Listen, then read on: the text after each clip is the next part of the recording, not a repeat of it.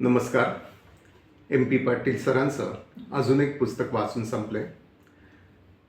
त्या पुढील पुस्तक वाचनाचं सुरुवात करण्यापूर्वी नेहमीप्रमाणे थोडंसं वेगळं. सतीश काळसेकरांच्या खातून परत आल्यावर या कवितेवरील MP पाटील सरांच्या टिपणाचं आम्ही एका अभिवाचन स्पर्धेत वाचन केलं होतं. तेच वाचन आम्ही आज इथं सादर करतोय. पण या अभिवाचनाचे आम्ही 2 भाग केलेत. आज पहिला भाग वाचतो. सुरू करतोय. सतीश काळसेकरांची खातून परत आल्यावर. खातून परत आल्यावर हशीदुल्लानं तिला काय सांगावं? खातून परत आल्यावर हशीदुल्लानं तिला प्रथम सांगावं, आपण राहत होतो त्या सर्व झोपड्या उठवायचं सुरूच होतं. पण प्रथम कोर्टानं मदतीचा हात पुढे केला आणि झोपड्या राहिल्या.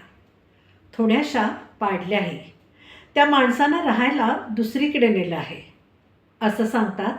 जाताना आणि वाटेत त्यांना दहीभात द्यायचा विचार जाहीर होता. परमादला भक्त आणि सर्व धर्म समभावाचे भक्त अंतुलेनी सर्वांना ईद मुबारक दिलं आहे. हे सांगून झाल्यावर थोडं देशाविषयी सांगावं. आपल्या माताजींनी बद्रीनाथ, केदारनाथ आणि शंकराचार्य अशी दर्शनं घेतली. श्रवणबेळगोळ, राजगीर, बोधिगया इथल्या व्यवस्थेवर त्या जातीनं लक्ष पुरवत आहे आणि हाज यात्रेच्या दरम्यान त्या दिशेनंही त्या येणार आहेत. तू आया आहेस त्या दुबईतही त्या उतरणार असं कानावर आहे. तुम्हा आपल्या माणसांना भेटून तुमच्याशी 4 शब्द बोलतीलही. त्यांना भेटायला विसरू नकोस असं देशाविषयी सांगताना मागे वळून गावाविषयी सांगावं. अलीकडे आपल्या कुलाब्याला रायगड म्हणायचं ठरलं आहे आणि जंजिरा मुरुडला इस्पितळं निघणार आहेत. शिवाय गावागावातून पूल बांधणं तर सुरूच आहे. शिवाय स्वातंत्र्य सैनिकांची स्मारकं उभारत आहेत. रशीदविषयी मीही चौकशी केली. पण ते म्हणतात तो मारला गेला तेव्हा आपला देश आधीच स्वतंत्र झाला होता, म्हणून तो स्वातंत्र्य सैनिक ठरत नाही. आता हे सांगून झाल्यावर घराविषयी सांगण्यास हरकत नसावी आणि सहज ओघात अपघाताविषयी तर ते असं सांगावं. कादरबी, छोटा अनवर आणि झुबेदा, तिला तू पाहिलंही नसणार. आणि तुझी 2 मुलं गुलजार आणि मेहरून चौघांना कुशीला घेऊन नेहमीसारखीच फुटपाथवर झोपली होती. रात्री ट्रक आला. त्याला तरी मागे सरकायला जागा कुठं होती? ट्रक सरकत सरकत आणि चाकं मागे मागे सरळ. किंकाळ्या कानावर येऊन ट्रक थांबेस तो झोपेतच. बिचारी अल्ला घरी. गुलजार बिचारा वाचला, पण 2 पाय गेलेत त्याचे. तुला कळवायचं होतं दुबईला. पण तेही जमलं नाही. माफ कर बेटा, अल्लाची मर्जी. खातून परत आल्यावर. खातून कवितेवर दृष्टी पडताच, तिचं दृश्यरूप थोडं निरखून पाहताच तिचं विलक्षण वेगळं नियमोल्लंघन कवितेच्या रूपकल्पनेला धक्का देत आपल्याला गोंधळात टाकते. ही कविताच आहे ना? अक्षरगणवृत्त, मात्रावृत्त, छंद, मुक्तछंद, गेयता, ताल, लय आदी कवितेच्या पद्यरूपातील सर्वच घटकांना सरळ सोडचिठ्ठी दिलेलं हे कुठल्या कवितेचं नवरू? प्रारंभीच्या 2 ओळी, शेवटल्या 4-5 ओळी, मधली एखादी ओळ, अशा काही ओळी वाटतात थोड्याफार कवितेच्या. बाकी कवितेचे सारे खंड सरळ कर्ता कर्म क्रियापदी गद्य व्याकरणी रूपात. गद्य परिच्छेदांऐवजी गद्य वाक्यांचे खंड एवढाच फरक. तिच्या दर्शनी रूपात तर हे असंच दिसतं. सतीश काळसेकरांची त्यांच्या 3ऱ्या टप्प्यावरील कवितेची कविता रूपाच्या संदर्भातली ही तशी बंडाळीच. 1971 इंद्रयोपनिषद गात देहाचा उत्सव साजरा करीत ते जे कविता मंचावर आले ते सामाजिक आणि तथाकथित नैतिक भयामुळे लैंगिक संवेदनांना दडपून टाकणाऱ्या संस्कृतीच्या विरुद्ध बंड करीतच. तेही तसं वेगळ्या पातळीवरचंच विद्रोही बंड होतं. संपूर्ण संज्ञा स्त्री पुरुषांच्या लैंगिक अवयवांशी, अनुषंगिक क्रीडांशी आणि अपेक्षित परिणामांशी संबंधित असं ते मोठं, हवं नकोसं वाटणारं खळबळजनक बंड होतं. 11 वर्षानंतर 1982च्या साक्षातमध्ये त्यांची कविता उन्मत्त करणाऱ्या लैंगिक प्रेरणेच्या प्रभावातून सुटून व्यापक प्रेमभावाकडे वळते. लखलखता कामभाव प्रेमभावात जिरवून टाकते आणि संयत आविष्कार करू लागते. हे त्यांच्या कवितेचं दुसरं वळण. 1996च्या विलंबितमधील प्रस्तुत खातुनबी ही त्यांची तिसऱ्या वळणावरची कविता. ते मार्क्सवादी असून चांगली कविता लिहितात असा त्यांच्यावरचा उपरोधिक शेरा. पण मार्क्सवादी असून तशी सामाजिक आशयाची कविता पहिल्या दोन्ही संग्रहात नाही, ही वस्तुस्थितीच आहे. ही वस्तुस्थिती बदलली होती तशी 1977मध्येच. 15 ऑगस्ट 1977 ऑक्टोबर क्रांतीच्या 60व्या वर्धापन दिनी कविता लेनिनकी या कविता संग्रहाचे त्यांनी संपादन केले होते. लेनिन इन प्रोफाईल या संग्रहाच्या आधारे त्यांनी केलेले हे अनुवादन. त्या निमित्ताने त्यांचा मायकोव्हस्की, पाब्लो नेरुदा आदी कवींच्या कवितांबरोबर अंतर्यामीचा संपर्क झाला. लेनिनसाठी या त्यांच्या स्वतःच्या कवितेचाही उपरोक्त कवींच्या कवितासोबत त्या संग्रहात त्यांनी अंतर्भाव केला होता. या त्यांच्या कवितेत त्यांच्यातील कवीचा पुढील टप्प्यावरचा वेगळ्या संवेदनाचा बंडखोर बदल अशा शब्दात व्यक्त झालेला आहे. लेनिन मी पाहिला नाही या शहराच्या उदरातला सगळा गुंता कधीही नीटचा. मी फिरलो नाही माझ्या कैफातून, मोकळा होत जरी राहिलो या शहराच्या बकाल वस्त्यातून. हे इंद्रियोपनिषद साक्षात यामधील भूतकाळापेक्षा खूप वेगळं आहे.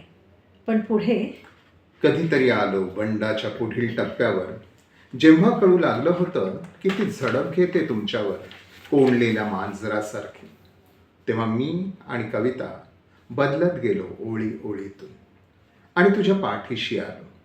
पाठीवरले सगळे वळ वागवत पाठीवर आणि पोटावर आणि तुझ्यासोबत शिकत गेलो माझ्याविषयी आणि माझ्या सभोवतालविषयी प्रथमच. हे सभोवतालविषयीचं आलेलं आत्मभान खातुनबीमध्ये प्रकट झालं आहे. ज्या विलंबितमध्ये तिचा अंतर्भाव केला आहे त्या विलंबिताचा प्रस्ताव या वेगळ्या वळणावरचाच आहे. इथं माणसं झोपतात दुःखाना उशाशी घेऊन शांत. आयुष्यभर अखंड कष्टांच्या उलथापालथीत किंचाळून कधीतरी उठतात अचानक झोपेत. कोसळतात रक्ताच्या थारोळ्यात बेवारस. कविता आता लिहिता येत नाही. प्रेमगीतातून साथ घेणाऱ्या निवाऱ्यासारखी. शहराच्या सगळ्या वस्त्यात गुणागोविंदानं नांदताहेत सुरुंग, कमळे, हाडांचे सापळे आणि बंडखोर हात या रात्रीतून अशांत. कविता आता या शहरासारखी. तर अशा या रात्रीतनं अशांत गिरणोदयात उगवलेली खातुनबी ही कविता अशा या शहरासारखी. या खातुनबी कवितेबद्दल आता बोलायचं. प्रथम थोडं तिच्या रूपाबद्दल बोलूया. कर्ता कर्म क्रियापदी गद्य वाक्यांचे छोटे मोठे परिच्छेद यात कुठे कविता रूप दिसतंय का? कवितेच्या कडव्यांसारखे दिसणारे 4 प्रमुख खंड, मध्ये थोडा अवकाश टाकून आशयाच्या दृष्टीनं त्यांनाच प्रारंभी किंवा अखेरीला उपकडव्यांसारखे 2-3 उपखंड. प्रारंभी ध्रुपदासारखा दिसणारा 2 ओळींचा आरंभखंड, शेवटला मुक्त छंदासारख्या कडव्यांचा उपखंड आणि अवकाश सोडून दिसणारी शेवटली एक अर्धओळ. एकूण हे कर्ता कर्म क्रियापदी गद्य दिसायला कवितेसारखंच दिसतं. भूतकाळातील 4 वर्तमाने सांगणारी ही प्रमुख 4 खंडांची कविता. आपले घर, आपले गाव, आपली वस्ती, आपले राज्य, आपला देश विदेश अशा चढत्या क्रमाने ही वर्तमाने सांगितली जात नाहीत. प्रथम सद्यकालीन महानगरीय झोपडपट्टी वस्ती, नंतर एकदम देश विदेश, तेथून फिरून रायगडकडील गावाकडे आणि अखेरीस परत आपल्या सद्यकालीन झोपडपट्टीतील झोपड्यालगतच्या फुटपाथवर असा वर्तुळाकार क्रम राखला आहे. हा क्रम अपेक्षित परिणामाची उत्कटता वाढवणारा ठरतो. जेथून सूचक मेसेज द्यावयाचा आहे ती घटना आणि त्या घटनेचा स्थलबिंदू कवितेच्या अखेरच्या टोकाला आला पाहिजे असे हे उत्कट परिणामाच्या दृष्टीचे भान राखले गेले आहे. या कवितेत तसा कवितेबाहेर असलेला सर्व द्रष्टा निवेदक काहीसा नारायण सूर्यवंशी शैलीनं बोलत आहे. थोडं स्वगतासारखं पण बरंचसं कल्पितातील तुमच्या आमच्याशी हा निवेदक वरून वाटणारा तटस्थ पण आतून मात्र घडत गेलेल्या भूत वर्तमानाच्या आकलनाशी सर्वस्वी भिडलेला, केवळ गद्य टिप्पणी करणारा पण त्या गद्य टिप्पणीतून उपरोधिक अन्वयार्थ आपल्याला तत्काळ सरळ भिडवणारा. हा निवेदक आपल्याशी सरळ न बोलता तो हशीदुल्लाच्या व्यक्तिमत्वात शिरून त्याच्या माध्यमातून तो आपल्याशी संवाद साधतो आहे. खातून बी परत आल्यावर तिला हशीदुल्लानं काय सांगावं ते या कवितेच्या आत बाहेर असलेल्या निवेदकाचं संवेदन आहे. सांगणार आहे हशीदुल्ला, पण तो काय सांगणार आहे त्याची स्क्रिप्ट आहे त्या आत बाहेरच्या निवेदकाची. त्यामुळे या निवेदनात त्या दोहोंचे सर मिसळण आहे असा प्रत्यय हे निवेदन देत असतं. निवेदकाचं उपरोध ध्वनित करणारं आकलन आणि त्यानेच निर्माण केलेल्या हशीदुल्लाचं सरळ साधं अध्यारूत कथन. हशीदुल्लाचं हे असहाय्य अगतिक कथन आपल्या भावसंवेदनांना हात घालीत असते, तर त्याच्या पाठीमागील निवेदकाचे उपरोधिक आकलन आपल्याला सूचकतेनं वैचारिक परिवर्तनाचे आवाहन करीत असते. सांगायच्या घटना आहेत भूतकाळातील, पण त्या प्रत्यक्ष सांगायच्या आहेत भविष्यकाळात.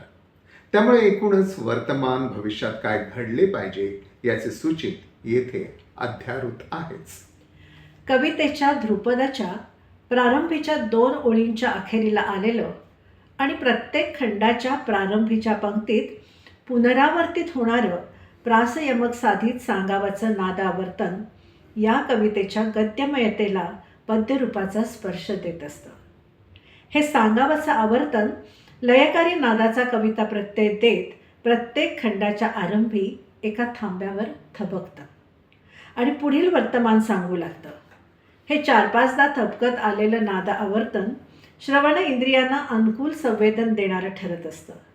त्याचबरोबर ते पुढील विविध अर्थपूर्ण वार्तापत्रांशी जोडलं जात असल्यानं ते उच्चारित आणि मानसिक वाचनातही वेगवेगळ्या भावप्रत्ययाला सामोरी नेत असतं. झोपडपट्टी उठवण्याच्या संदर्भात असहाय्य वैफल्य, अंतुले माताजींच्या संदर्भात टवाळखोर उपरोध, रायगड जंजिरा मुरुडच्या संदर्भात टीकात्मक उपहास आणि शेवटल्या खंडातील फुटपाथवर चेंगरलेल्या मुलाबाळांच्या संदर्भात अगतिक कारुण्य. अशा विविध भावस्पर्शी अनुभवांना हे सांगावं सामोरी नेत असतं. हे त्याच्या आवर्तनाचं विविधलक्षी कवितागत कार्य असतं. इथं हा पहिला भाग थांबवतोय. धन्यवाद.